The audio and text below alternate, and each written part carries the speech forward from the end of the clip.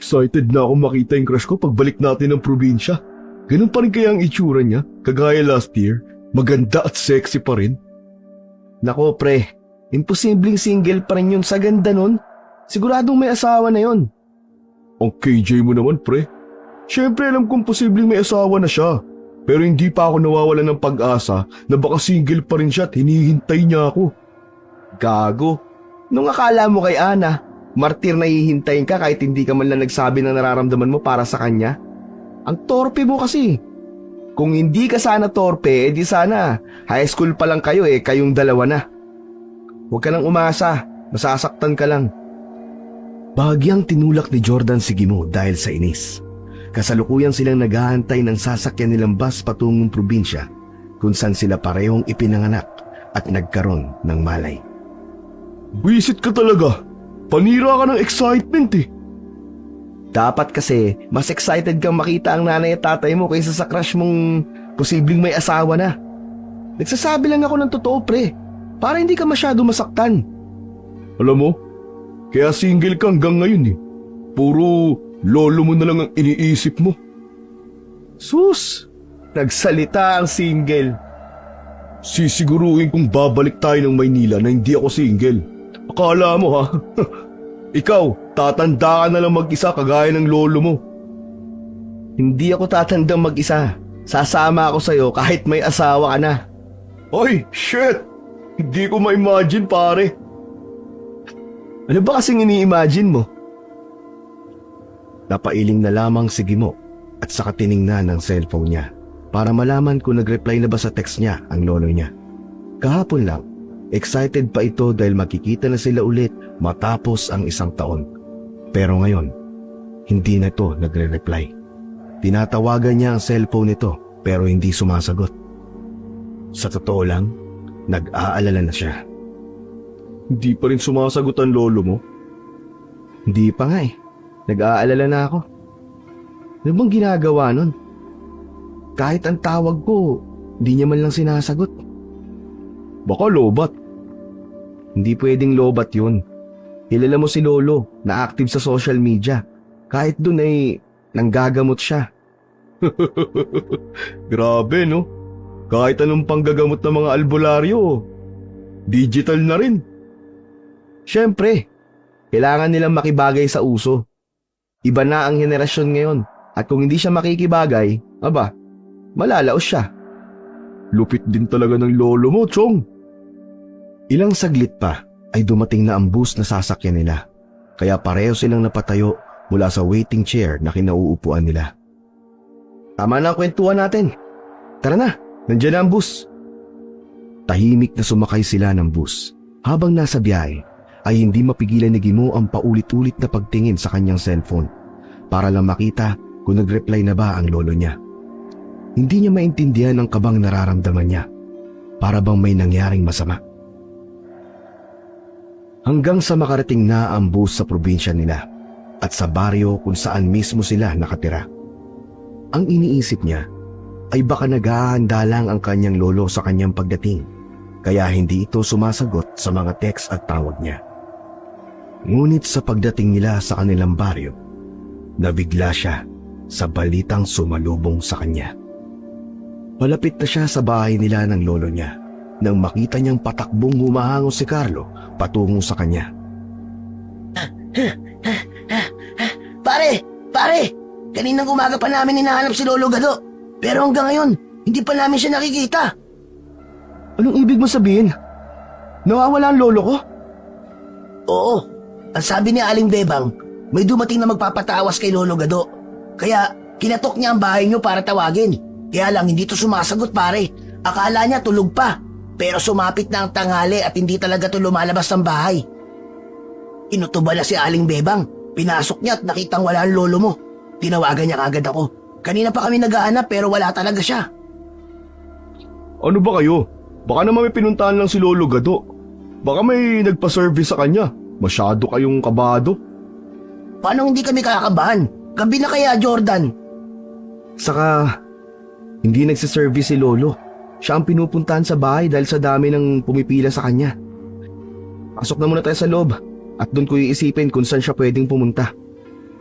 Kaagad silang pumasok sa loob ng bahay. Imbis na dumiretso si Jordan sa bahay ng kanyang mga magulang, ay sinamahan na nito si Gimo. Ano ba to? Minsan na lang tayo kung umuwi eh. May ganitong problema pang bumungad sa atin. Saan naman kaya pumunta ang lolo mo? Umuwi ka na muna sa inyo, Jordan. Susubukan ko na munang tawagan ng mga kamag-anak namin sa kabilang baryo para itanong kung naroon siya. Ayoko munang isipin na nawawala siya. Baka may importante lang siyang pinuntahan eh. Pilit na itinago ni Gimo ang kanyang kaba. Natatakot siyang isipin na baka talagang nawawala na ang lolo niya. O sige. Ang totoo, pagod na rin ako sa biyahe. Magpapahinga na muna ako. Kapag may balita ka na sa lolo mo, tawagan mo ako ha. Oo, sige pare. Salamat Jordan ha. Sasamahan na lang kita, Gimo, habang naghahanap sa lolo mo. Wala naman akong gagawin eh. Isa pa, hindi rin ako mapakali sa bahay dahil alam kong nawawala si Lolo Gado. Ayos lang ba sa'yo, Carlo? Oo naman, halatang pagod ka sa biyahe. Pagkatapos hahanapin mo pa ang lolo mo. Mas maiging samahan na kita rito. Tumango na lang si Gimo at nagpasalamat kay Carlo. Si Carlo ay isa sa best friend nila ni Jordan dito sa baryo nila. Kasama na nila si Carlo mula pagkabata. Kaya lang na makagraduate na sila ng high school, pinili ni Carlo na hindi magpatuloy sa college at tumulong na lamang sa mga magulang nito sa negosyo nilang meat shop. Hindi gaya ni Gimo at Jordan na parehong lumuwas ng Maynila para doon makipagsapalaran. Di man lang kita makamusta, pre. Masaya sana ang pagkikita natin ngayon kung hindi nawala ang lolo mo.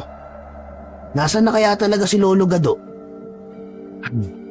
Eto, tatawagan ko na ang auntie ko. Sana naroon siya para sunduin ko na lang. Nako, sana nga pare. Bumuga ng malalim na hininga si Gimo bago'y denial sa cellphone niya ang numero ng kanyang auntie. Hello, Gimo. Napatawag ka? Auntie, nakauwi na po ako ngayon dito sa baryo. Pero nadatnan ko pong wala si Lolo Gado. Magbabaka sakali lang po sana ako baka nariyan po siya. Alam niyo po ba kung saan siya pwedeng pumunta? Naku, wala siya rito eh. Kung may pupuntahan man ng lolo mo, sa bayan lang yun o kaya naman sa kapitbahay na malapit. Alam mo namang matanda na ang lolo mo, di ba? Hindi makakaalis ng malayo yun. Hindi siya pwedeng umalis na mag-isa. Mas lalong tumindi ang kabang nararamdaman ni Gimo dahil sa nalaman niyang wala ron ng lolo niya. Nanlamig na ang buong katawan niya sa labis na kabang nararamdaman. Nag-uumpisa na siyang mag-isip kung ano ang posibleng nangyari sa lolo niya. Nako, nasa na kaya si Lolo? Kaninang umaga pa raw nawawala eh. Gabi na, auntie. Sinubukan mo na bang tawagan? Tinatawagan ko na po mula pa kagabi. Pero hindi naman po sumasagot eh. Iniisip ko na lang po lobat siya o kaya naman may ginagawa. Pero ito po ang nadatnan ko. Kadarating ko lang po rito eh. Subukan mong tawagan ulit. Hayaan mo. Magtatanong-tanong ako sa mga kamag-anak natin at sa ilang kaibigan niyang narito sa baryo natin. Baka nabagot dyan sa bahay niya kaya namasyal. Sige po. Salamat po, auntie. Tawagan niyo po ako kapag may nakuha po kayong balita ah. Tatawagan ko po ulit si Lolo. Sige. Balitaan mo rin ako. Matapos ng pag-uusap nila ng auntie niya, ay kaagad niyang pinatay ang tawag at sinubukan niyang tawagan muli ang kanyang lolo. Ngunit kasabay ng pagtawag niya rito, nakarinig din siya ng ringtone na umalingaw-ngaw mula sa loob ng bahay. Gimo, nandito lang yata ang cellphone ng lolo mo. Kaagad namang tumayo si Gimo at pumasok sa loob. Hinagilap niya kung saan nanggagaling ang tunog hanggang sa nakita niya ang cellphone na nakapatong sa ibabaw ng lumang TV nila. Nagmamadali niyang dinampot ang dikipad na cellphone at nakita ang numero niya sa screen nito. Diyos ko, nasan kaya si Lolo? Napabugo siya ng malalim na hininga at nilibot ang tingin sa paligid. Nagbabaka sakali siya. Pinuntahan ng lahat ng parte ng bahay ng lolo niya.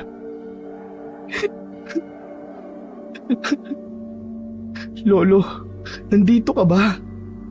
Nasaan ka, Lo? Nandito na ang apo mo!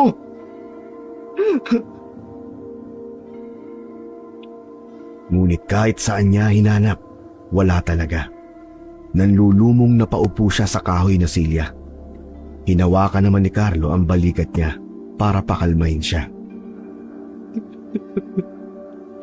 Lolo, saan kaya siya napunta, Carlo? Nasaan ang lolo ko? Huwag kang mag-alala pare. Mahanap din natin si Lolo Gado. Natatakot ako na baka meron ng masamang nangyari sa kanya eh. Sana ayos lang siya kung nasan man siya. Matanda na ang lolo ko eh. Pare, sa tingin ko kailangan na nating humingi ng tulong sa barangay. Para mas mapabilis na rin ang paghahanap sa kanya. Tama ka. Sige. Magbibihis lang ako at pupunta tayo sa barangay para manghingi ng tulong. Ganun na nga ang ginawa nilang dalawa. Dumiretso sila sa barangay pagkatapos magbihis ni Gimo.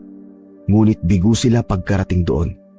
Dahil hindi pumayag ang mga nasa barangay na hanapin kagad ang lolo niya dahil wala pang 24 hours mula nang malaman nilang nawawala ito. Umuwi siyang nanlulumo. Hindi siya makapaniwala na ang dadatnan niya sa pag-uwi niya sa kanilang baryo ay ang pagkawala ng kanyang lolo. Excited pa naman sila mag-usap nung isang gabi patungkol sa pag-uwi niya. Excited silang nagplano sa kung ano ang kanilang gagawin sa oras na makauwi siya. Ngunit ang lahat ng yon ay hindi na muna mangyayari dahil nawawala ito. Magpahinga ka na muna ngayong gabi pare. Bukas pupuntahan kita ulit dito para tulungan kang hanapin si Lolo Gado. Salamat pare ah. Pasensya na, minsan isang taon na nga lang tayo kung magkita. Ganito pa nangyari. Naku, ano ka ba? Si Lolo Gado ay parang lolo ko na rin. Kaya nag-aalala talaga ako na mabalitaan ko kay Aling Bebang na nawawala siya. Huwag ka mag-alala at asahan mong tutulungan kita sa paghahanap. Sana talaga makita na natin siya bukas pare. Miss na miss ko na ang lolo ko. Magdamag na hindi nakatulog na maayos si Gimo dahil iniisip niya pa rin talaga kung nasaan ang kanyang lolo Gado. Natatakot siya sa maaaring maging dahilan kung bakit ito nawawala. Alam niyang ang lolo niya ay maaaring kinuha ng mga engkanto, lamang lupa o kung ano pang nilalang na kinakalaban nito. Mas mabuti pang mawala ito sa mundo ng mga tao kaysa mapunta sa mundong yon. Dahil paniguradong mahihirapan siya kapag nagkataon. Nagising si Gimo umaga nang marinig niya ang katok mula sa pinto. Dali-dali niya naman itong tinungo. Pagbukas niya ay nakita niya si Jordan. Ano pare? Nakita mo na ba si Lolo Gado? Di ka na tumawag sa akin kagabi ah. Di pa nga pare. Natulog na muna ako kagabi para magkaroon ako ng lakas sa paghahanap kay lolo. Kaya lang nahirapan talaga ako sa pagtulog dahil sa sobrang pag-iisip. Tinapik ni Jordan ang balikat ni Gimo. Hayaan mo pre, sasamahan kita sa paghanap sa lolo mo. Sa ngayon, sa tingin ko mas maigi maghanap tayo ng clue sa loob ng bahay nyo. Baka may makita tayong palatandaan kung saan pwedeng pumunta si Lolo Gado. Oo nga pare, tama ka dyan. Halika na sa loob, tulungan mo ako maghanap dito sa bahay. Sige pre, pero teka, may kape ka ba? Di pa ako nagkakape. Dumiretso agad ako rito kasi di ka sumasagot sa mga tawag ko eh. Kinakabahan ako baka kung ano na nangyari sa'yo. Ah, meron siguro si lolo. Sige, magtitimpla lang muna ako ng kape para hihigop tayo habang naghahanap ng clue kung saan siya pwedeng pumunta. Kaagad na dumiretso si Gimo sa may kusina para magtimpla ng kape. Habang si Jordan naman ay naglibot ng tingin sa paligid. Abala siya sa pagtitimpla ng kape nang biglang magsalita si Jordan. Kinuha nito ang cellphone ni Lolo Gado na nakapatong sa ibabaw ng TV at saka binuksan. Pre, nabuksan mo na ba tong cellphone ng lolo mo? Tingnan mo, si Mang Lando ang huling nakausap niya bago ka tumawag. 5 minutes pa nga ang tawag eh. Mukhang mahabang usapan to pre. Dali-dali namang tumungo si Gimo sa direksyon kung saan naroon si Jordan. Nilapag niya muna ang mga tasa ng kape sa kawayang lamesa bago kinuha ang cellphone mula sa kanyang kaibigan. Oo nga no. Siguro, puntahan natin si Manlando mamaya para itanong kung anong napag-usapan nila ni Lolo. Pero teka, kung hindi ako nagkakamali, di ba si Mang Lando yung may-ari ng puninarya dito sa lugar natin? Parang nakapagtataka naman ata. Bakit tatawagan ni Lolo Gado si Mang Lando? Magkaibigan ba sila? Kailan pa? Di ko rin alam pare. Alam mong 1 taon tayong hindi nakauwi rito, di ba? Malamang marami nang nagbago at isa na ron ay naging magkaibigan sila ni Mang Lando. Kung sa bagay. Teka, susubukan ko maglinis sa kwarto ni Lolo. Baka may makita pa tayo. Bitbit ang tasa ng kape. Dumiretso sila sa loob ng kwarto ni Lolo Gado. Unang binuksan ni Gimo ang mga drawer ng lolo niya. Pero wala siyang nakita kung di mga damit. Hindi niya pinalampas ang bawat sulok ng mga gamit ng lolo niya. Kahit ang mga santo nito at ang mga gamit sa pangihilot at pagtatawas ay sinilip niya. Ngunit wala siyang nakitang pwedeng clue sa kung saan naroon ang kanyang lolo. Hanggang sa may nakita siyang maliit na baul sa ilalim ng papag ng lolo niya. Agad niya itong inilabas at ipinagpag dahil sa sobrang dami ng alikabok nito. Ano yan, pre? Ewan ko rin. Pero tingnan na rin natin. Baka sakaling may mahanap tayo rito. Binuksan ni Gimo ang baul at pareho silang namangha sa mga laman nito. Wow! Yan ata ang kayamanan ng lolo mo. Ngayon ko lang nakita ang mga to Natagpuan ni Gimo ang isang punyal sa loob ng baul na kaagad niyang isinuot sa kanyang leeg. Kasunod nun ay ang buntot pagi. Langis na sa pagkakaalam niya ay kumukulo kapag may papalapit na aswang at kung ano-ano pang pangontra na sa tingin niya ay matagal nang itinatago ng kanyang lolo. Grabe, ang daming pangontra ng lolo mo. Sa tingin mo, di kaya mga engkantong dumukot sa lolo mo, pare? Baka napuno na sa dami ng atraso niya sa kanila. Matagal na rin ang gagamot ang lolo mo, di ba? Matagal na niya kinakalaban ng mga engkanto at masasamang espiritu. Oo nga yun na nga ang inaalala ko, Jordan Kung sakaling sila nga ang may gawa, mahihirapan ako nito. Paano ko naman papasukin ang mundo ng mga engkanto kung talagang sila ang kumuha kay Lolo? Wala akong kaalam-alam sa mga yon. Nasa lahi niyo ang pagiging albularyo, pare. Kahit tatay mo albularyo na nabubuhay pa eh. Ikaw lang ang hindi sumunod sa yapak nila. Wala naman akong kakayang makakita ng mga engkanto kahit nga multo, hindi. At kung makakita man ako ng multo, naku, baka himatayin naman ako. Napailing na lamang si Jordan sa kaibinaling ang atensyon sa baul. Uy, teka, tingnan mo. Pare, may libro. Nagtataka. Bumaba ang tingin ni Gimo sa loob ng baul at nakita ang tinutukoy ni Jordan. 2 libro ang naroon. May isang maliit na kulay balat ang cover. Nang buksan niya ito, ay nabasa niyang tila mga spell ang nakapaloob doon. Mga paraan ng panggagamot, pagtatawas, at kung ano-ano pa. Habang ang isa naman ay may sulat kamay ng kanyang lolo. Diary ba to? Patingin nga, pare. Hinablot ni Jordan ang libro mula kay Gimo. Ay, shit! Diary nga ng lolo mo, tingnan mo. 1975 pa ang unang beses na nagsulat dito ang lolo mo. Kaya pala sobrang luma na. Ingatan natin, baka mapilas yan. Akin na, babasahin ko. Nang makuha ni Gimo ang diary ng lolo niya, pinasadahan niya ng ilang tingin ang mga nakalagay sa unang page dahil ang tunay na pakay talaga niya ay ang dulong page kung saan hindi nagsulat ang lolo niya. Pwede kasing may inilagay ang lolo niya na clue sa kung saan ito pwedeng pumunta. Ano nakalagay, pare? Nakalagay rito, 3 days ago, may nakasulat ditong tungkol sa mga aswang. Aswang? Totoo ba mga aswang? Teka, huwag kang maingay. Babasahin ko. Marso 38, 2024. Nagsimula na namang magasik ng lagim ang mga aswang. Ang suspetsya ko, ay tila totoo dahil sa loob ng 10 taong hindi ko nakakasalamuang mga aswang. Muling kumulo ang langis na ginagamit ko noon para malaman kung may malapit na aswang sa paligid. Kakaiba dahil sa pagkakaalam ko ay matagal na silang umalis sa baryong ito. Nag-uumpisa na namang mawala ang mga tao at kung magpapatuloy ito, manganganib ang buong baryo. Matapos na basahin ni Gimo ang nakalagay sa huling pahina ng diary, kaagad na nag-react si Jordan. Hala, shit! Ibig sabihin, pwedeng aswang ang kumuha sa lolo mo? Wala naman siyang sinabing ganun. Tanga!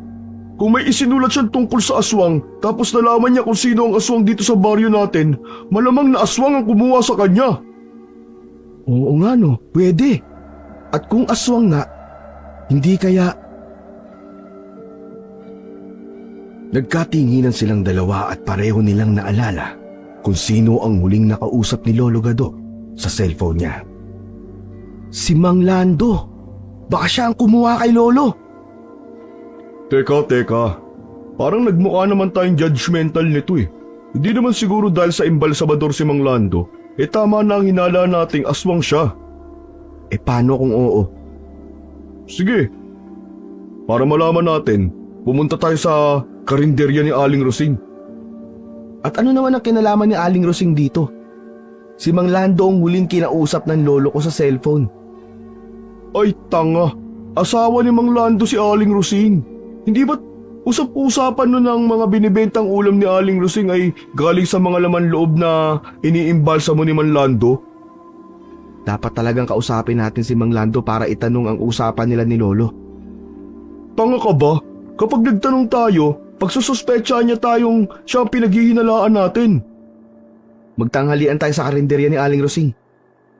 Biglang napaisip si Gimo sa sinabi ni Jordan at kaagad niyang iniligpit ang mga gamit ng lolo niya sa loob ng baul bago niya nilingon si Jordan. Tara, magtanghalian tayo sa karinderya ni Aling Rosing. Ha? Teka, anong magtatanghalian? Aba, baka nabibigla ka pare. Almusal pa lang eh. Habang tumatagal ang oras na nawawala si Lolo, mas lalong lumalaki ang tsansa na may masamang nangyari sa kanya. Kaya kailangan natin kumilos agad-agad. Magtatanghalian tayo kahit almusal pa lang. Hindi na sila nag-aksaya pa ng oras. Kaagad na silang pumunta sa karinderya ni Aling Rosing para bumili ng ulam nito. Pero bago sila tuluyang makaalis, pumitas na muna si Gino sa puno ng kalamansi na tanim ng kanyang lolo. Sinuksok niya yon sa bulsa niya at nagpatuloy sila sa paglalakad. Habang naglalakad patungo sa karinderya, nakasalubong nila si Carlo. Oh, saan kayo pupunta? Pupunta sana ako sa bahay niyo, Gimo, para tulungan kang maghanap sa lolo mo. Hindi ba rin siya umuwi? Hindi pa eh. Pero may suspecha na kami kung sino ang pwedeng kumuha kay Lolo. Ha? Kumuha? Hindi siya basta nawawala, kundi may kumuha sa kanya. Oo. At pupunta kami sa pinagsususpetsahan namin. Teka lang. Baka nabibigla lang kayo. Sino ba yung sinasabi niyo? Sila Mang Lando. Nakita ko kasi sa cellphone ng Lolo Gado na siya ang huling nakausap niya. Isa pa, alam mo bang baka aswang si Mang Lando? Anong aswang ang pinagsasabi mo, pare? Meron pa bang naniniwala sa aswang sa panahon na to? Kung hindi ka naniniwala, parang hindi ka na rin naniniwala kay Lolo Gado at sa panggagamot niya bilang isang albularyo. Ano bang sinasabi mo? Siyempre naniniwala ako kay Lolo Gado. Pero sa mga aswang, meron ba talagang mga ganong nilalang na kumakain ng laman ng tao? Nakakadiri namang imaginein yun. Oo. Nakalagay sa diary ni Lolo.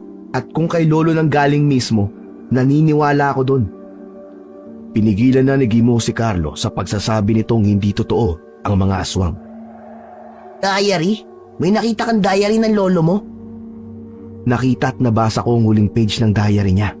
At parang mga aswang talaga ang kumuha sa kanya base sa sinasabi niya ron. Ganun ba? Kung ganun, saan kayo pupunta? Sa punerarya ba ni Mang Lando? Hindi.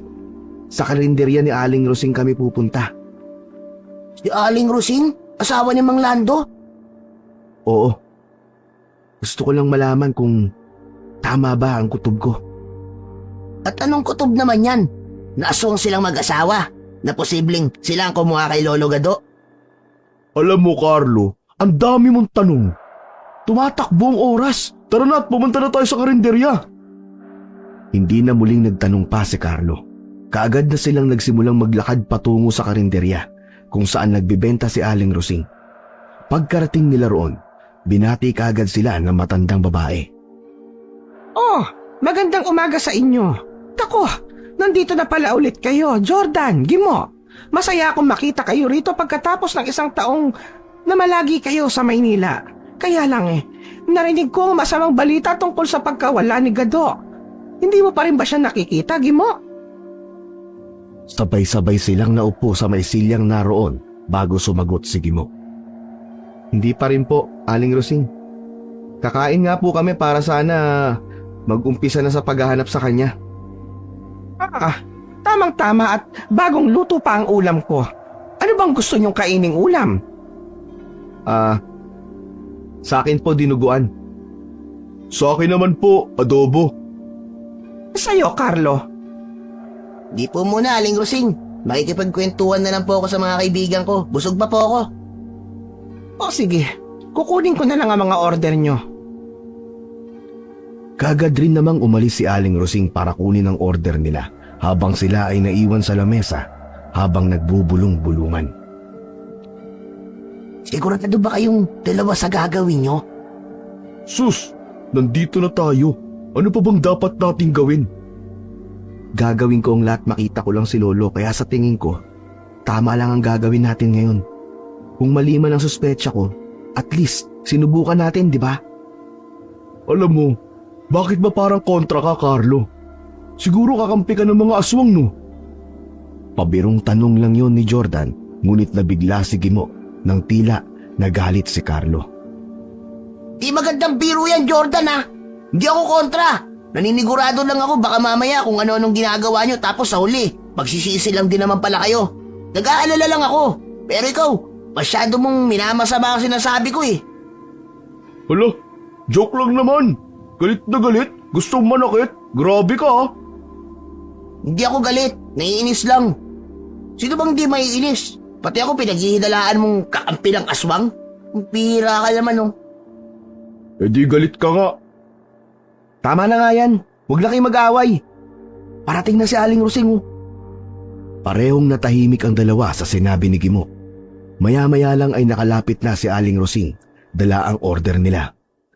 Inilapag ni Aling Rosing ang isang order ng dinuguan at ang isang order ng adobo, kasunod ng mga kanin. Kapag kailangan nyo ng tubig, nandun lang sa may water dispenser, ha? Salamat po, Aling Rosing. Kaagad namang inamoy ni Jordan ang adobong nakahain sa lamesa. Wow! Ang sarap ng amoy ah! Kumuha si Jordan para magsimulang kumain, habang si Gimo ay hindi pa rin kumain. Kinuha niya itong kalamansi na nasa bulsa niya. Tinusok niya yun gamit ang tinidor at akma na sanang ipipiga sa dinuguan nang pinigilan siya ni Jordan. Kalamansi sa dinuguan? Anong trip yan, pare? Dito natin malalaman kung tama nga ang hinala ko. Ha? Paano? Hindi na naghintay pa si Gimo. Piniga na niya ang kalamansi sa may dinuguan at nag-umpisa ng kumulo ang dinuguan, kagaya ng inaasahan ni Gimo. Teka, normal bang kumukulo ng ganyan ang dinuguan kapag pinapatakan ng kalamansi? Maghintay ka lang. Ay, shit! Ala, ano yan? Kaagad na napatayo si Jordan sa kinatatayuan niya habang si Gimo ay pinigaan na rin ng kalamansi ang adobong kinakain ni Jordan. Halos manghilakbot si Jordan nang makitang kagaya ng dinuguan. Kumulo rin ang adobo. Ilang saglit pa ay may lumitaw na mata sa parehong ulam. Hindi lang mata ang naroon, may daliri pa at meron ding dila. Kung sa hayop yun, matatanggap niya pa. Ngunit ang mga yon ay siguradong galing sa tao. Shit! Nakakadiri, ano yan? Nagsimula nang maduwal si Jordan dahil sa nakita niya. Kaagad namang tumayo si Gimo at lumipat kay Jordan para alalayan ito. Jordan, huwag kang maingay. Ano ba? Buisit, ang sarap pa naman ang kain ko kanina. Kadiri. Ano ba? Jordan, baka marinig tayo ni Aling Rosing. Anong nakakadiri? Ay, wala po, Aling Rosing. Nakakadiri po kasi tong si Jordan kasi nasusuka siya. Masama yata ang timpla ng tiyan. Sige po, aalis na po kami. Dali-daling tumakbo palabas ng karinderya si Jordan habang si Gimo ay nag-iwan na muna ng pambayad bago sumunod kay Jordan. Pagkalabas ni Gimo, tuloy-tuloy nang sumuka si Jordan sa gilid ng damuhan habang inaalalayan naman siya ni Carlo. Anong ibig sabihin nun, Gimo? Bakit may mga laman ng tao yung mga ulam ni Aling Rosing? Yun ang patunay na talagang aswang sila, Aling Rosing. Nagbebenta sila ng karne ng tao. Bakit hindi mo man lang ako pinigilang kainin yun? Yung pala ang balak mo. Kainis ka talaga. Kadiri. Yun na lang ang nasabi ni Jordan habang patuloy ito sa pagpupunas sa kanyang bibig at nanginginig pa sa labis na pandediri. Hindi pa kasi ako sigurado. Ayaw ko namang magmukhang judgmental, di ba? Kahit na. Pinigilan mo man lang sana ako. Grabe. Paano nila nagagawa ang ganun? Mga demonyo sila. Nakakadiri. Ayoko na maalala. Nasusuka talaga ako. Ibig sabihin, malaki talaga ang tsansa na sila talaga ang kumuha kay Lolo Gado. Sigurado kung sila nga. Malakas ang kutob ko. Pagkaalis nila sa karinderya ni Aling Rosing, kaagad na silang umalis patungo sa barangay hall para i-report ang pagkawala ni Lolo Gado. Lumagpas na ang 24 hours kaya pwede na silang mag-report na nawawala ito. Hindi na muna sila nag-report tungkol sa pagkaing ibinibenta ni Aling Rosing dahil wala pa naman silang matibay na ebidensya. Isa pa, mas makakatunog lang ang mga ito kapag kaagad silang nag-report. Pagkatapos nun, maghapon na silang nagalugog sa buong baryo para hanapin si Lolo Gado. Maging sa kabilang baryo ay sinubukan na nila itong hanapin, ngunit umuwi silang bigo dahil hindi pa rin talaga nila nakikita si Lolo Gado. Paano, Gimo? Kailangan ko nang umuwi sa bahay namin. Nagagalit na si Inay sa akin kasi wala ako sa bahay namin buong maghapon. Ganun ba? Pasensya ka na. Dapat, nagbabanding kayo ng pamilya mo ngayon pero tinutulungan mo ako maghanap kay Lolo. Kaya siguro nagtatampo ng nanay mo sa'yo. Naku, ayos lang. Naiintindihan naman siguro ni nanay at hindi naman siguro siya nagtatampo. Kaya lang, naghahanap talaga siya ng atensyon eh. Parang ano ba? Parang nagpapabebe sa akin. Natawa pa si Jordan sa dulo sa sinabi nito. Hindi mo na nga rin nagawang bisitahin ng crush mong si Ana eh. Hindi ba dapat kukumustahin mo siya? Naku, saka na yun. Mas importante si Lolo Gadusa ngayon. Si Ana? Kukumustahin mo? Sumingit bigla si Carlo sa usapan. Bakit? Anong problema kung bibisitahin ko siya? May asawa na yun eh. Ano ka ba? Siloso pa naman si paring Edgar. Si Edgar ang napangasawa niya? Saka pare, huwag mong sabihin. Oo pre, inaanak ko yung anak nila. Hindi niyo ba nabalitaan yun? Buisit naman talaga oh, ang malas. Sa dinami-dami pa ng lalaki, bakit si Edgar pa? Kukulang ang mukha nun ah. Oo pre, di man kagwapuan si paring Edgar, pero magaling naman manligaw yun. Grabe kaya kung bumanat si paring Edgar kaya nung nanligaw yun, sinagot ka agad. Hinawakan ni Gimo ang balikat ni Jordan at bahagya itong tinapik. Nako pre, mag-move on ka na lang. Ay, grabe. Hindi ko akalain na mapupunta lang sa wala ang paghihintay ko sa kanya. Kailan pa siya nag-asawa? Last year single pa siya. Buntis na siya nung nagbakasyon kay Rito nung nakaraang taon. Tapos pag alis nyo, doon nalaman ng mga magulang ni Ana na nabuntis siya ni Edgar. Para iwas kay Ian, ayun, nagpakasal ka agad sila. Marami talaga nangyayari sa loob ng isang taon, no? Ayoko na. Uwi na muna ako para ipagluksa ang namatay kong puso. Bukas na lang ulit, Gimo ah. Sige, iwan ko na kayo dyan. Nagdrama pa si Jordan na akala mo ay talagang na broken hearted ito. Sana lamang kasal na pala si Ana. Sige, good night pare. Itulog mo na lang ang sawi mong puso. Natawa pa si Gimo at Carlo nang umalis si Jordan dahil sa pagkadrama nito na akala mo talaga ay problemado.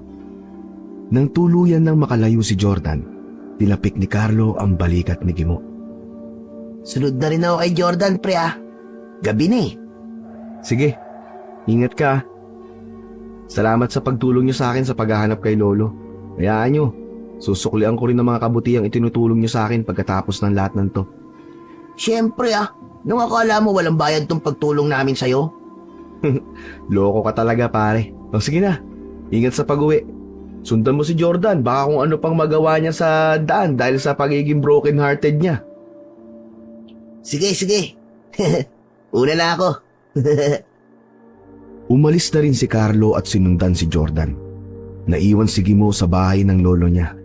Napabuntong hininga siya nang maisip niyang mag-isa na lang siya sa bahay na yon.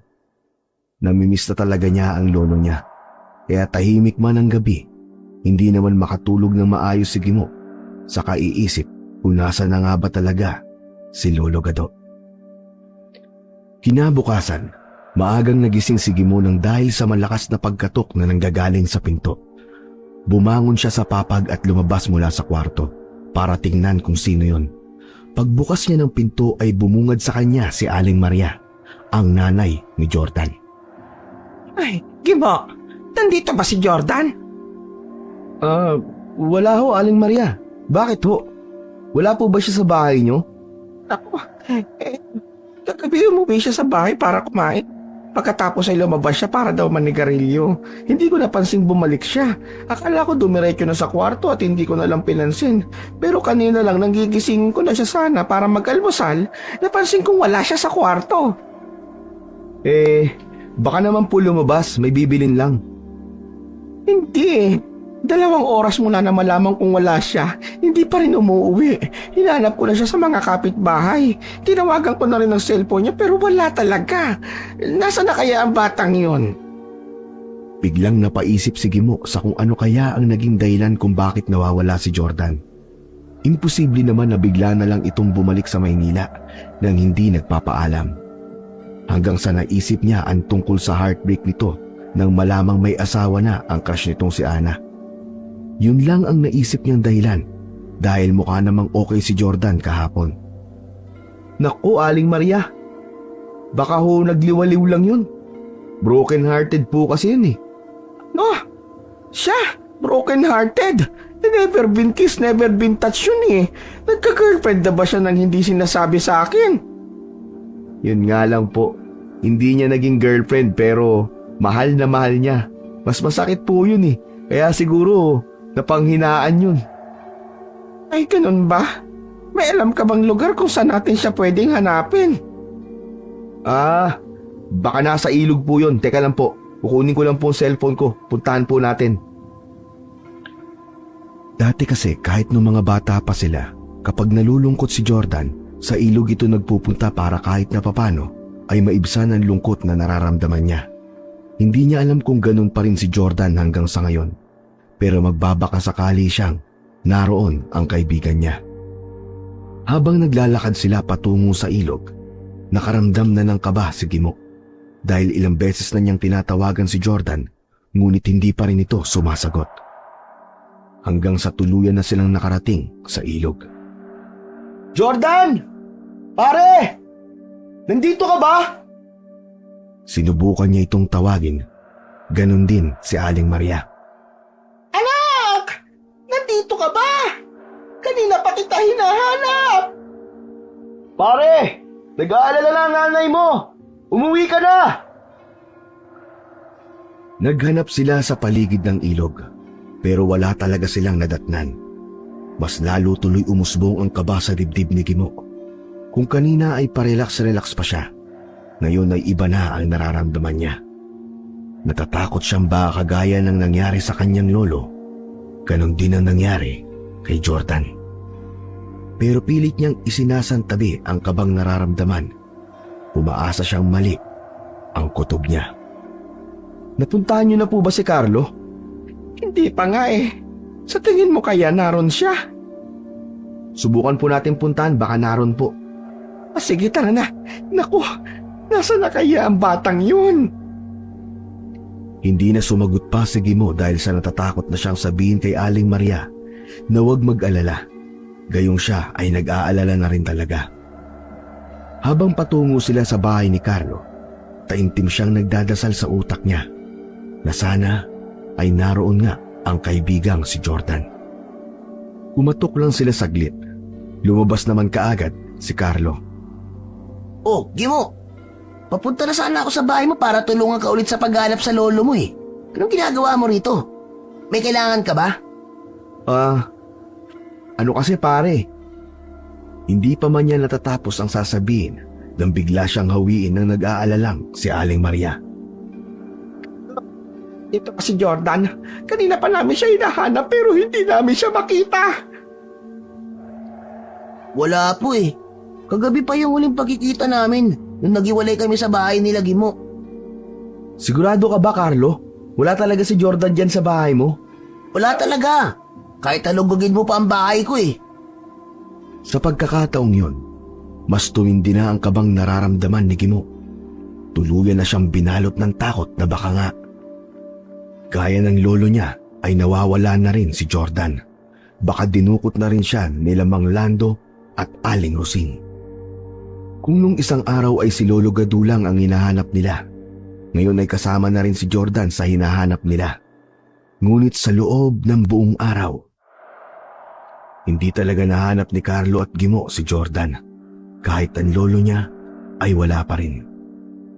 Di ko na to kaya! Di ko na to kaya! Alam nating mga aswang si Mang Lando at Aling Rosing. Ngayong gabi, susugurin ko na sila para magkaalaman na. Gimo, hindi ba masyado ka naman yatang nagpapadalos-dalos? Hindi tama to. Wala kang ebidensya. At isa pa, mas maigi sigurong idaan na lang natin to sa mga pulis. Hayaan natin silang mag-imbestiga sa pagkawala ng Lolo Gadumo at ni Jordan. Di pwede, Carlo. Palibasa hindi ka nawalan kaya hindi mo alam ang nararamdaman ko. Gusto ko na malaman kung nasan ba talaga si Lolo pati na rin si Jordan. Hindi rin ba ako nawalan ha, Gimo? Kaibigan ko si Jordan. Kaibigan kong nawawala. Kaya nga mas maigi nang hanapin natin sila ngayon na. Kailangang harapin ko si Mang Lando. Kasi tumatakbo ang oras at may posibilidad na patay na sila kung patatagalin pa natin to. Kilala mo mga pulis, mabagal silang kumilos. Kaya tayo ang gagawa mismo. Eh paano kung hindi naman pala sila ang kumuha sa kanila? Paano kung hindi naman pala sila aswang? Eh di ikaw patuloy mapapahamak dahil sa katigasan ng ulo mo. Alam mo, Carlo, kung ayaw mong sumama sa akin, eh di wag. Hindi naman kita pipilitin eh. Umuwi ka na lang sa bahay nyo. Pupunta ako ron na mag-isa. Eh di sige, pumunta ka na mag-isa mo. Yan pala natuturo na Maynila sa'yo, ang maging matigas ang ulo. Sa inis ni Carlo ay iniwan niya si Gimo. Napabuntong hininga na lamang si Gimo sa inis. Hindi naman niya sinasadyang magalit kay Carlo. Alam niyang nag-aalala lang ito sa kanya. Pero sana naman ay inintindi siya nito. Ilang araw na siyang stress sa paghahanap sa kanyang lolo. Ngayon ay dumagdag pa si Jordan sa nawawala. Hindi naman niya pwedeng iasa sa mga taga-barangay at pulis ang paghahanap dahil tila wala naman silang ginagawa. Ilang tao na rin ang napapabalitang nawawala sa baryo nila pero parang wala naman silang ginagawang paghahanap. Kinagabihan, kahit na walang kasama si Gimo, ay nagpasya siyang puntahan ang pulinarya ni Mang Lando. Buong katawan niya ay binalutan niya ng pangontra sa aswang. Humain din siya ng sandamakmak na bawang para kahit ang hininga niya ay may panlaban. Sakay ng bisikletang matagal nang hindi nagagamit ng lolo niya.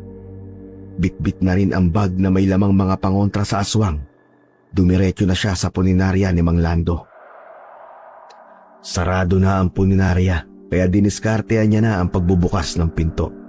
Gamit ang alambre ay nabuksan niya ang pinto. Papasa na siyang magnanakaw sa lagay na yon. Mahanap lang ang lolo niya. Pagpasok doon, umalingasaw kagad ang amoy ng dugo at naaagnas na bangkay sa loob ng pulinarya. Sarado na ang pulinarya pero may isang kwarto pa ang bukas ang ilaw. Kahit nanginginig sa takot, nilakasan niya ang kanyang loob at hinawi ni Gimo ang kurtinang nagsisilbing harang sa kwartong yun. At nagulantang siya sa nakita niya. Shit! Sinasabi ko na nga ba? Tama ang hinala ko. Gimo, anong ginagawa mo rito? Ang nasa lamesa lang naman na iniimbalsamo ni Mang Lando ay si Jordan. Hilakbot ang nararamdaman ni Gimo. Hindi niya inaasahan na ang madadatnan niya ay ang wala ng buhay na kanyang kaibigang si Jordan. Nakakahilakbot ang itsura nito. Wakwak ang tiyan na wala na halos laman loob. Nakakaawang tingnan ang kanyang kaibigan. Tumulo ang luha niya sa pinaghalong galit at awa para sa kanyang kaibigan. Mga demonyo kayo! Mga demonyo! Mga demonyo kayo! Mga aswang! Mga aswang! Kaagad na inilabas ni Gimo ang itak na nasa likuran niya at takmang tatagain si Mang Lando, pero kaagad itong nakaiwas. Sinubukan niya ulit itong tagain, ngunit kahit na matanda ay mabilis pa rin ito. Pinaghampas niya ang matanda habang nagpapaliwanag ito sa kanya. Nagkakamali ka, Gimo. Hindi kami aswang. Hindi kami ang kumakain ng laman loob. Lolokohin mo pa talaga ako? Huling-huli ka na? Mukha ba akong tanga sa paningin mo, ha? Matanda ka? Para magsinungaling ka pa sa akin? Sa pag-angat niya ng itak, sinubukan niyang ihagis yun kay Mang Lando. Ngunit tila expert ito sa pag-iwas dahil naiwasan lang nito ang itak. Imbis na kunin pa ang itak, mabilis niyang dinamba si Mang Lando at naglabas siya ng bawang para ipasok sa bibig nito. Pinuno niya ng bawang ang bibig nito hanggang sa ubuhin na ito dahil punong-puno na ang kanyang bibig. Ngunit imbis na masunog si Mang Lando dahil isa siyang aswang, naduwal lamang ito. Ha? Anong nangyayari? Bakit hindi ka tinatabla ng bawang? Demonyo ka talaga! Sinuntok niya ng sinuntok si Mang Lando sa muka. Hanggang sa umubo na ito ng umubo. Natanggal na ang pustiso nito at punong-puno na ito ng black eye. Tama na! Tama na! Tumigil ka na! Alam kong nasusuklam ka sa akin, Gimo. Pero hindi ako aswang. Ginagawa ko lang to dahil kailangan. Sinusuplayan ko lamang sila, yung mga aswang sa Barrio Guerrero. Ha? Anong sinasabi mo? Uutuin mo pa akong buwisit ka, ha? Susuntukin niya sana itong muli nang may magsalita mula sa likod niya. Ay, maniwala ka, Gimo. Hindi kami ang tunay mong kalaban, kundi ang mga aswang sa kabilang baryo. Wala kaming magawa, kundi ang sumunod sa gusto nila. Dahil kung hindi, kami ang kakainin nila. Bakit naman ako maniniwala sa inyo, Aber? Kitang-kita ng dalawang mata ko kung paano kinakatay nitong asawa mo, si Jordan. Maniwala ka. Eto, sige, itong tali. Itali mo kami. Inalok ni Aling Rosing ang kanyang mga kamay. Sa umpisa ay nag-alangan pa si Gimo. Pero sa huli, ay tumayo rin siya at hinila si Aling Rosing para itabi kay Mang Lando. Walang nagawa ang mag-asawa nang itali niya ang mga ito at pinalibutan ng asin sa paligid nila. Hindi ako naniniwalang hindi kayo aswang kasi nasikmura niyong pumatay ng tao. Gets ko na sanay kayo mag-imbalsa mo pero ang pumatay, ang gawing sahog ang karne ng tao, imposibleng magawa yan ng mga pangkaraniwang tao lang. Baka may kung anong ginagamit lang kayo para hindi umepekto ang mga ginagamit ko sa inyo. Tuluyan na siyang tumayo at tiningnan ang wakwak na katawan ng kaibigang si Jordan. Nasaktan siyang makita ang kanyang kaibigan sa ganitong sitwasyon. Pero sa ngayon, ang kailangan niyang gawin ay puntahan ang kuta ng mga aswang para sunugin ang mga ito. Umaasa pa rin siyang makikita niya pa ron ang kanyang lolo. Inalis na niya ang tingin kay Jordan, pero bago siya umalis ay kinuha niya pa ang itak na nakataga sa di kalayuan. Nagmamadali siyang umalis habang tinatawagan si Carlo. Masama man ang loob nito sa kanya. Alam niyang hindi siya nito matitiis ngayong nasa delikadong sitwasyon na siya. Sigurado na siya ngayon at hindi nakakahaka lang, kaya baka intindihin na siya ng kaibigan niyang si Carlo. Bakit? Galit pa si Carlo nang sagutin nito ang tawag. Totoo, Carlo. Totoong sila Mang Lando at Aling Roseng ang kumuha kay Jordan.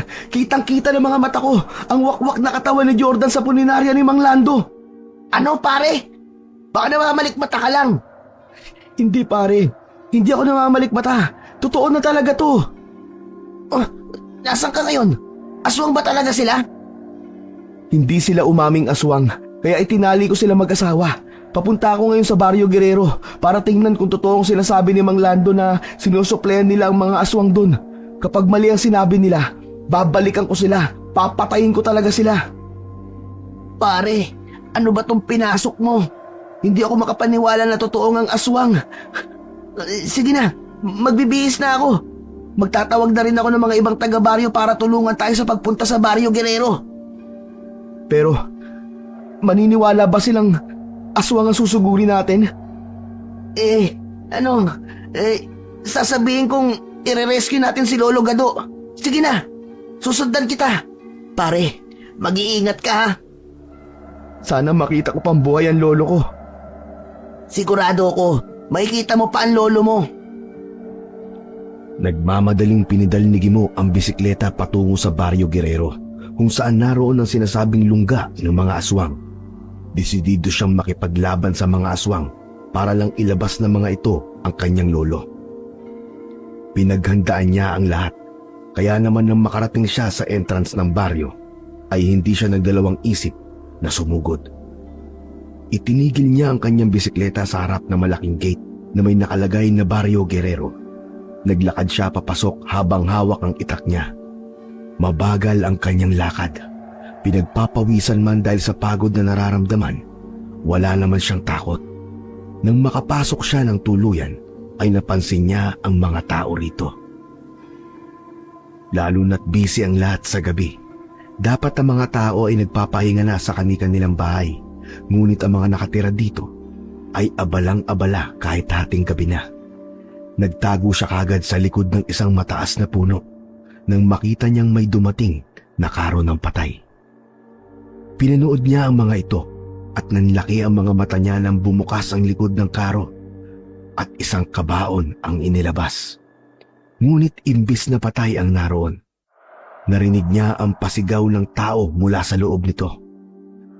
Nang buksan ng isa sa mga aswang ang kabaong, lumabas mula roon ng isang lalaking nakagapos ang mga kamay. Saklolo! Saklolo! Tulungan niyo ako! Halika, tutulungan kita. Tutulungan kitang matapos na ang mga paghihirap mo. Napatakip sa bibig si Gimo dahil sa kanyang nasaksiyan. Gustuin man niyang tulungan ang lalaki, alam niyang malalagay lamang siya sa malaking problema kung sakaling lumabas siya kagad ngayon. Walang awang tinaga ng aswang ang ulo ng nagsusumigaw na lalaki. Gumulong yung kung saan pinulot ng isa pang aswang na tila tuwang-tuwa pa at ginawang bola ang ulo na yon. Pagkatapos ay ibinaba na nila ng tuluyan ng kabaong. Nakita niya ang wakwak na tiyan ni Jordan. Ngunit mas nakakadiri pala kung kita mismo kung paano tinaga ang ulo. Ang sarap ng panonood mo ah. Panggulat na sabi ni Carlo. Ano ka ba, Carlo? Ginulat mo naman ako eh. Sorry, hindi ko sinasadya. Hindi na siya nakasagot pa nang bigla na lang siyang sinuntok ni Carlo sa muka. Bigla siyang nahilo. Kasunod nun ay ang pagkawala ng kanyang malay. Nagising na lamang si Gimo nang dahil sa nakasusulasok na amoy na parang nabubulok na patay. Nang dumilat siya, ay na-realize niya kung nasan siya. Nakaupo siya sa malamig na sahig habang nasa loob ng tila bodega. Mabilis na nanlaki ang mga mata niya at nang hilakbot nang makita niya ang mga nakasabit na mga hita ng tao. Hile-hilera ang mga yon. Hindi lang mga hita, kundi pati braso't kamay, katawan at kung ano-ano pang mga laman ng tao. Halos masukan na siya sa pandidiri hanggang sa maibaling ang tingin niya sa lalaking nakatayo sa sulok ng bodega. May ginagawa itong napakasama. May hawak itong hita ng tao at nang ihagis niya ito ay nag-agawan ng mga aso. Tila gutom at sabik na makakain. Doon niya na-realize kung sino talaga ang lalaki. Sa tindig pa lamang nito at pangangatawan, alam niya na kagad kung sino ito. Napakahayop mo. Carlo, ikaw ba yan? Oo, gising ka na pala. Ang tagal mong gumising, akala ko hindi na kita makakausap bago kita ipakain sa mga kaibigan kong aswang. Teka, anong sinasabi mong kaibigang aswang? Ay sorry pare, ako rin pala. Aswang ako. Hayop ka. Demonyo ka pala. Hanap ako ng hanap sa mga aswang. Ikaw pala aswang na. Hayop ka. Demonyo. Paano mo ito nagawa sa amin, ha? Kay Jordan. Matagal na tayo magkakaibigan, Carlo. Alam, magkaibigan pala tayo. Sorry, hindi ako na-inform nung iniwanan niyo ako rito ni Jordan eh. Iniwanan niyo ako dito at pumunta kayo sa Maynila. Dahil sabi kayo sa mga pangarap niyo eh, di ba? Ano? Sumama pala ang loob mo dahil iniwan ka namin dito. Alam mo bang ilang beses ka naming niyayang sumama? Teka nga, kaya ka ba naging aswang dahil sa sama ng loob? Gimo, tanga ka pala talaga, no? Akala ko matalino ka. Matagal na kaming aswang. Mula nang ipinanganak ako, aswang na ako. Gustong gusto ko kayong kainin ni Jordan, unang beses ko palang kayong naging kaibigan. Pero dahil mabuti kayo sa akin, pinigilan ko. Kaya lang, habang patagal ng patagal, hindi ko na kayo nakikilala eh. Lalo na yung mayabang na Jordan na yun. Visit siya. Mamaya lang, hapunan ko na siya. Sama mo. Ang sama mo. Napakasama mo. Hindi ako makapaniwala. Teka, si Lolo. Ikaw rin ba ang kumuha kay Lolo? Ilabas mo ang lolo ko, hayop ka! Wala na ang lolo mo. Ang kapal kasi ng mukha niyang mangialam sa negosyo namin mga aswang eh.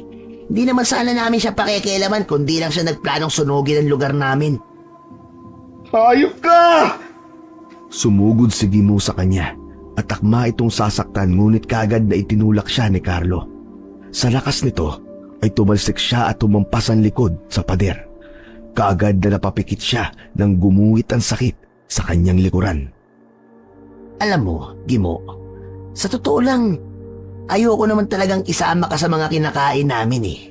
Kasi ang totoo niyan, kaibigan talaga ang turing ko sa'yo. Pero tigas ng ulo mo eh. Ilang beses kitang sinabihang wag mo nang ituloy. Oh, huwag mong sabihing hindi kita binalaan ha. Hayop ka. Napaka-demonyo mo. Demonyo ka. Alagad lang, ikaw naman demonyo ka agad. Masyado ka talagang judgmental eh. Mabilis na tumakbo si Carlo palapit sa kanya at nandadakmain na siya nito. Kaagad siyang nagpumiglas. Hinawakan ni Carlo ang kwelyo ng damit ni Gimo. Teka, bakit hindi ka tinatadlan ng mga pangontra ko kung aswang ka? Marahas na itinulak ni Gimo si Carlo. Naitulak niya naman ito ngunit muli pa rin itong sumugod. Anong akala mo wala kaming backup? May mga kasamahan kaming tao na tumutulong sa amin na alisin ang mga pangontra sa katawan mo. Kaya wala ka ng kawala ngayon. Hinawakan ni Carlo ang liig niya at sinubukan siyang sakalin. Carlo, wag!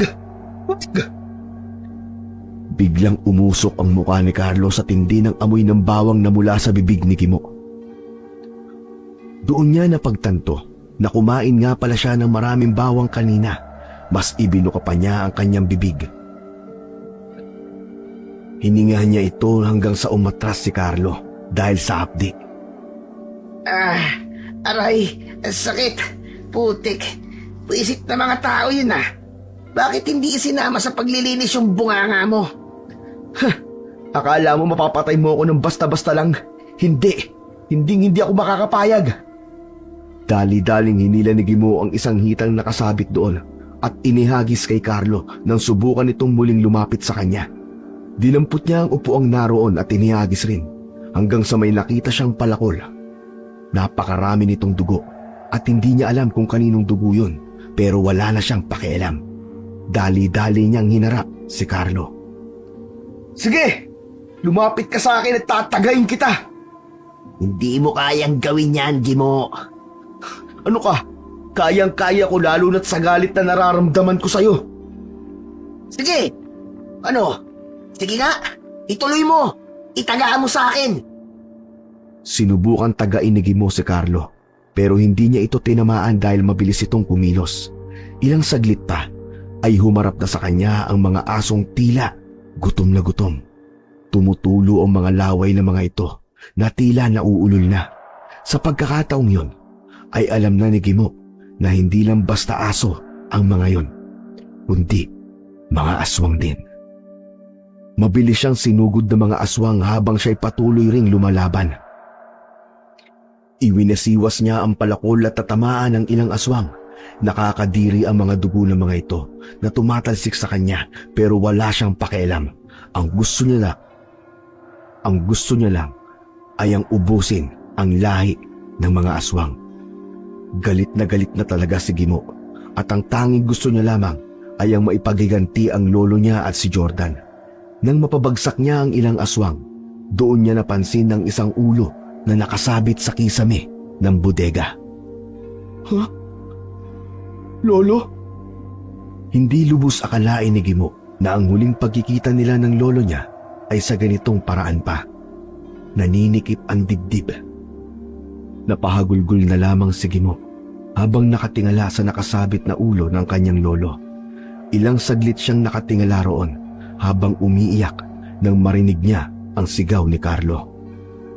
Habulin niyo siya! Hindi siya pwedeng makatakas! Kahit gustuin man niya na iuwi ang ulo ng kanyang lolo, dahil sa malamang nakinain na ng mga aswang ang katawan nito, wala siyang magawa kung hindi ang labanan ng mga aswang upang makatakas. Magbabayad kayo sa ginawa niyo sa lolo ko at kay Jordan! Pagkatapos ay kumaripas siya ng takbo. Hinabol siya ng mga aswang. Mabibilis ang mga ito. Kung hindi sila nagiging aso, nagiging anyong baboy ramo din sila at anyong pusa. Ngunit matindi ang pagdanais ni Gimo na makatakas at paghigantihan ang mga aswang na ito.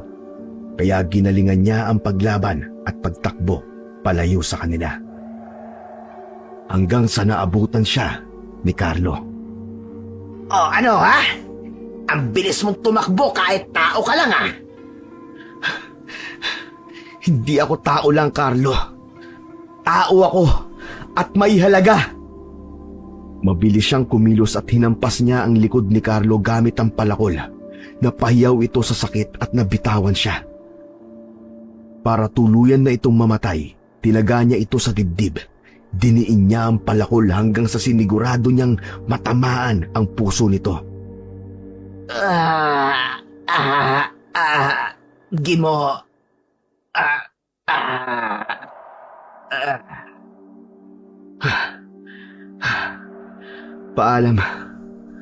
Paalam dati kong kaibigan. Nagawa ni Gimo na makalabas ng baryo gamit ang kanyang bisikleta. Dumiretso siya sa police station at kaagad na nagsumbong. Bakas ang gulat sa mukha ng mga pulis nang makita siya ng mga ito dahil balot siya ng dugo. Diyos ko, bata! Anong ginawa mo? Bakit? Balot ka ng dugo? May pinatay ka ba? Wala po, sir. Wala po. Sir, may mga aswang. May mga aswang sa Barrio Guerrero. Sila po ang dumukot at pumatay sa lolo ko, pati na rin po kay Jordan. Teka lang.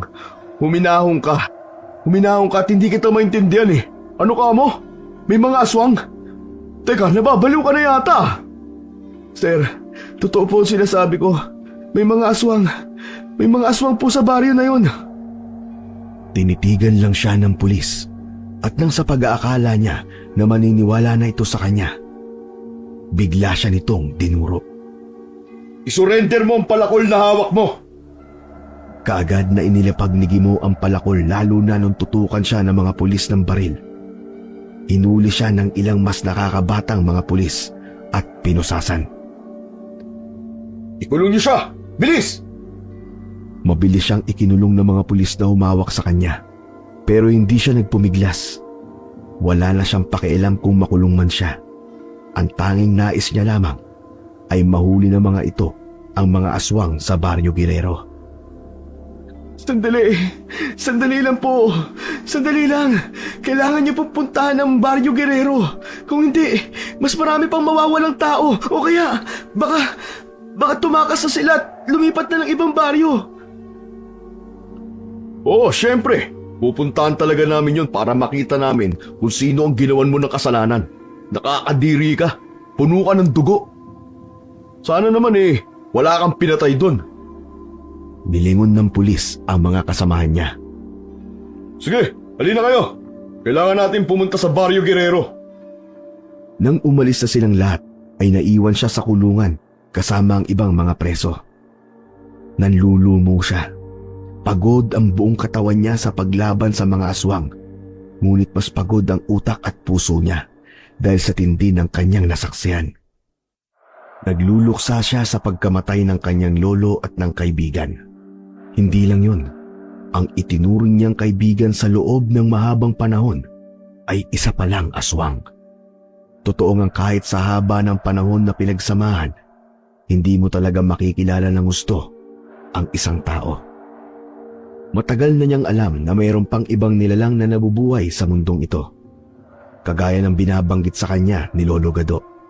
Ngunit hindi niya akalain na makakasagupa niya ang mga nilalang na kagaya ng mga aswang. Paano na kaya ng lolo niya na lumaban sa mga ganitong nilalang sa mahabang panahon? Nakita mo na ba ang lolo mo? Nilingon niya ang isang matandang lalaki na kasama niya rin sa loob ng kulungan. Ano po? Hinahanap mo si Gado, hindi ba? Paano niyo po siya nakilala? Siyempre, kilalang kilala siya sa buong baryo at sa mga baryong nakalapit sa baryo nyo. Matinik na albularyo ang lolo mo. Opo. Nakita ko na po siya. Pero, hindi ko na po siya naabot ang buhay. Kinain siya ng mga aswang at tanging ulo na lamang po niya ang natira. Matindi talaga ang mga aswang na yan. Noon pa'y paisa-isa lang ang kinukuha nila.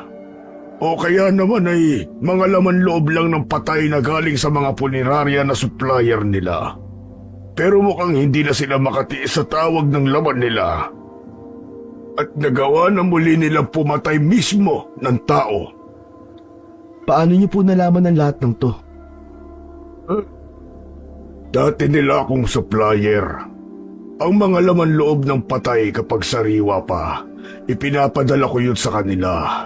Wala akong magawa dahil ako ang papatay nila kung hindi ko gagawin yun. Ang mali ko lamang, masyado akong duwag para magsumbong sa mga pulis.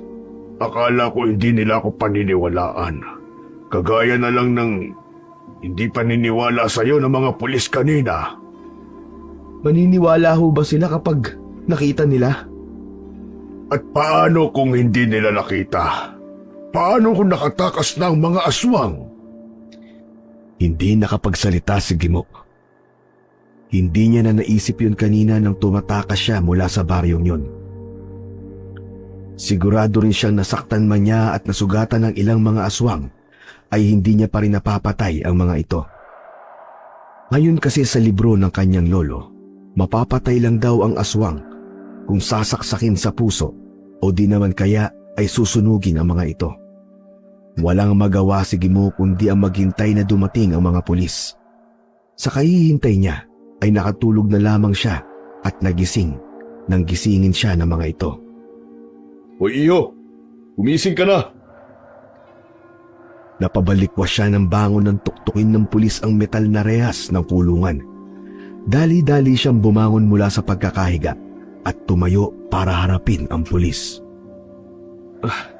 Sir, ano pong balita? Nahuli niyo po ba sila? Yung mga aswang? Binuksan ng pulis ang selda at tinulungan siyang lumabas. Maligo ka na muna.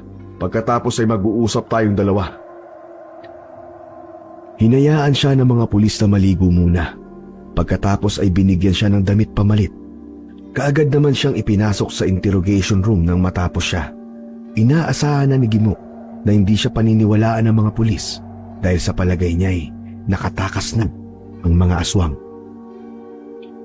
Kagaya na sinabi mo bata na may aswang sa Barrio Guerrero, wala kaming nakita. Wala na. Nakatakas na sila. Bakit ba kasi ang babagal niyo? Tuluyan ng sinukuan ni Gimo ang pag-asang maniniwala pa ang mga pulis sa kanya. Pero nabigla siya sa biglang sinabi ng pulis. Malamang na nakatakas nga sila. Ang buong baryo ay tila naging ghost town dahil wala ni isang nakatira doon. Pero maraming naiwang bakas. Halatang nagmamadali silang umalis at hindi na nakapagligpit pa ng mga nakakakilabot nilang ginawa roon. Nakita namin ang ilang katawan ng mga tao sa buong baryo, sa refrigerator, sa loob ng kaldero, sa bodega, at kung saan-saan pa. Buong baryo ay ganun ang itsura ng bawat bahay. Nakakapanindig balahibo. Inaglalapag ng pulis ang mga litratong nakuha nila sa lamesa at nakita ni Gimo ang mga nakita niya doon sa baryo. Muling tumulo ang luha sa mga mata ni Gimo nang makita ang litrato ng ulo ng kanyang lolo. Nakuha namin ang ulo ni Gado, ang lolo mo. Ipapakremate namin at ibibigay namin sa iyo ang abo pagkatapos ng investigasyon.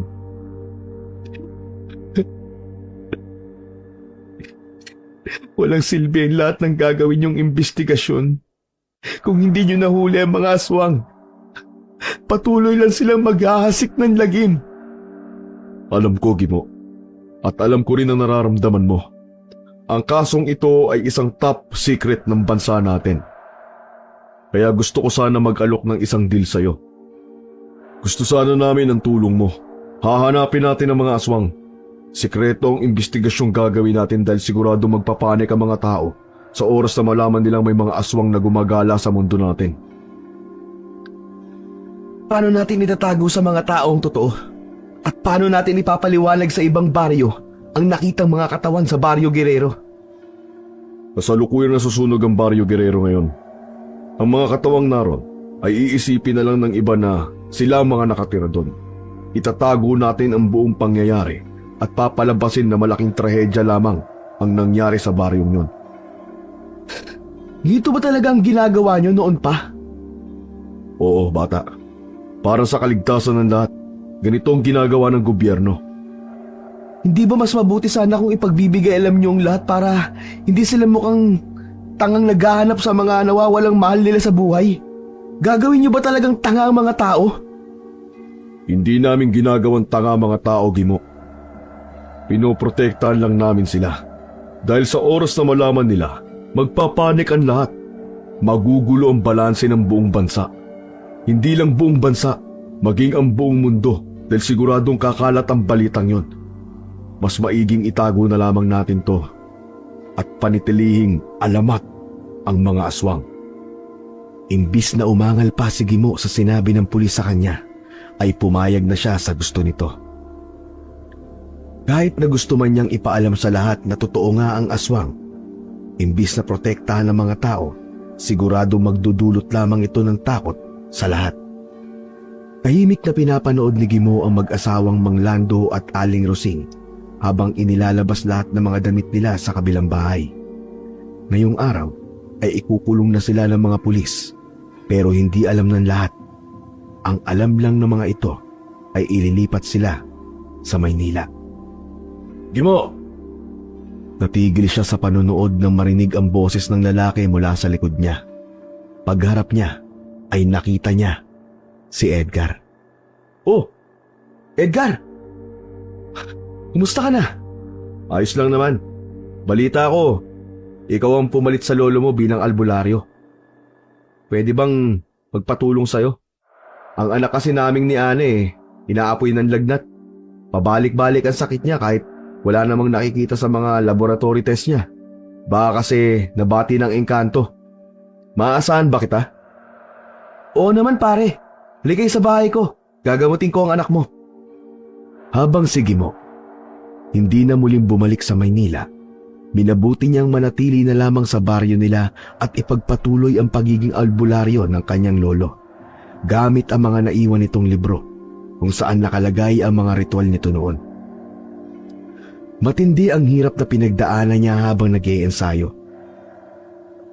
Nagpatulong pa siya sa ilang mga kakilala niyang albularyo, pero sa ngayon, ang lahat ay natutuhan na niya. Ayaw man niya ng landas na ito nung una, mas mabuti para sa kanya ang may alam. Para sa oras na kakaharapin na niya ang natitira pang mga aswang, kaya niya nang paslangin ang mga ito. Excited na ako makita yung crush ko pagbalik